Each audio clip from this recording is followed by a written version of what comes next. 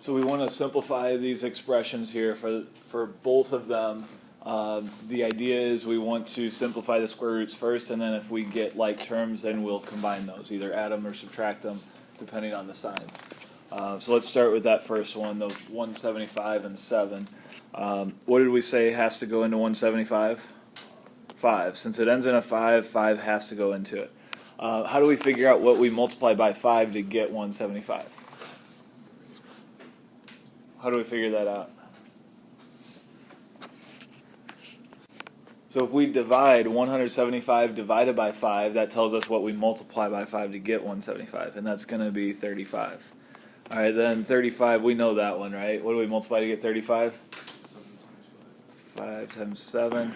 5's prime. What about 7? A 7 prime? Yes. Yeah, that is 2, so we'll circle that. And then over here, how do we factor the 7? Can't factor it, right? 7's a prime number, so we can't simplify that one. Okay, that's not a problem, but what we need to make sure we do is don't forget it later on when we rewrite the problem. So we're going to rewrite it.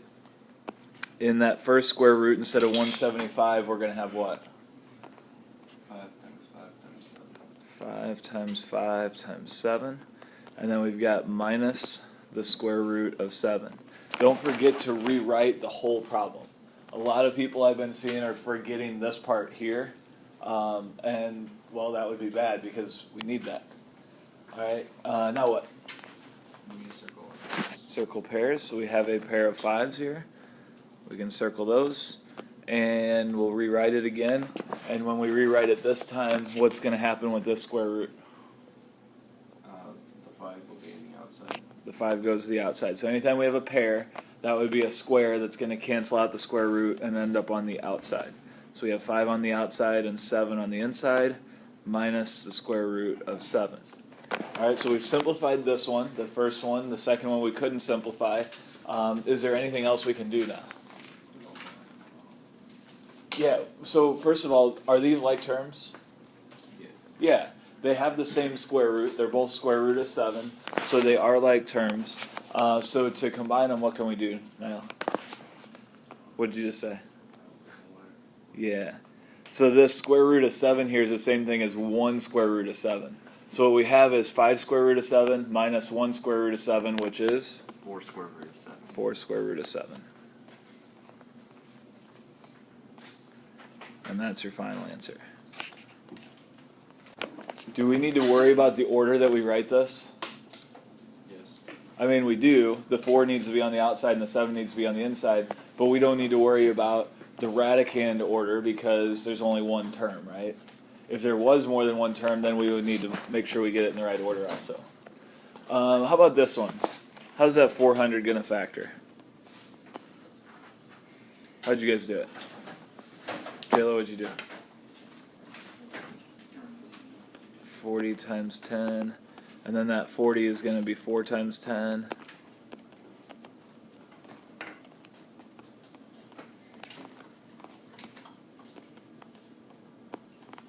Okay, that 125, just like the 175 in the last problem, we know 5 goes into it. And then what's 125 divided by 5? 25. And then, Alonzo, what do we multiply to get 25? 25. Hmm? I think 25 is the Okay, you could. You could write that as 5 squared, or we could do 5 times 5, right? So what Alonzo said he did is he used 25 as a perfect square and wrote it as 5 squared, and then that square is going to cancel out the square root. That's the same thing as circling the pairs. How about this one? Can we factor the 5? Okay, how about the 4? Yeah, we can factor that one. Walking around, I saw quite a few people didn't factor this one, just left it. 4 is not prime. We need to simplify that one. So we can either do 2 times 2, or we could do 2 squared. All right, again, anytime we're doing square roots, if we have a perfect square, we could write it as a square and then just cancel the square with the square root. So we'll rewrite the problem.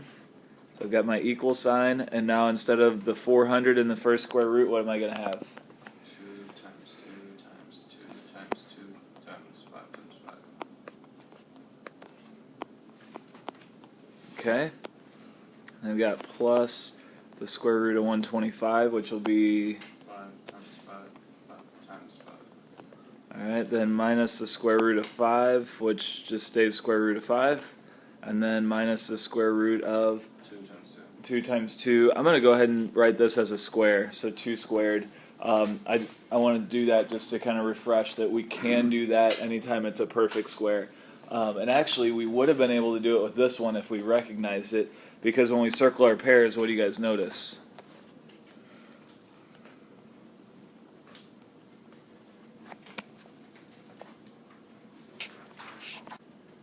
If everything's circled, then it's what kind of number? Then it's a perfect square, right? So 400 is actually a perfect square because everything pairs up. So we could have written this as something squared also if we knew what that was. But even if we don't, we're still going to get the right answer. We also have a pair of 5s here.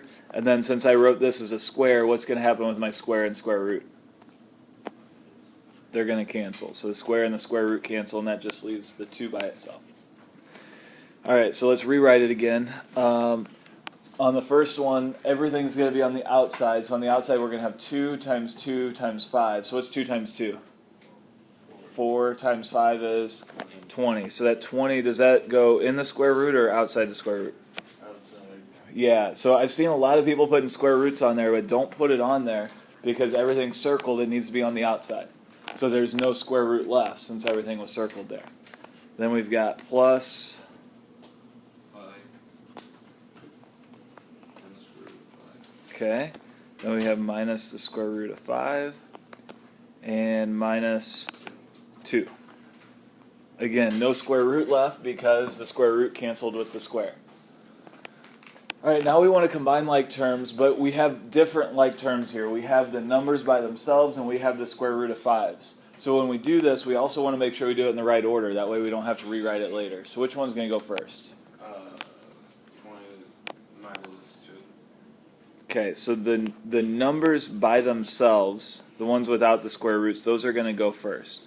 So we're going to have the 20 and the minus 2 first. And what is 20 minus 2? 18.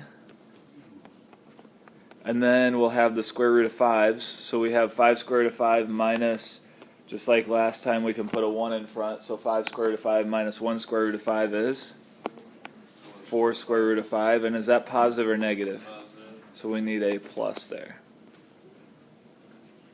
And there's your final answer. 18 plus 4 square root of 5.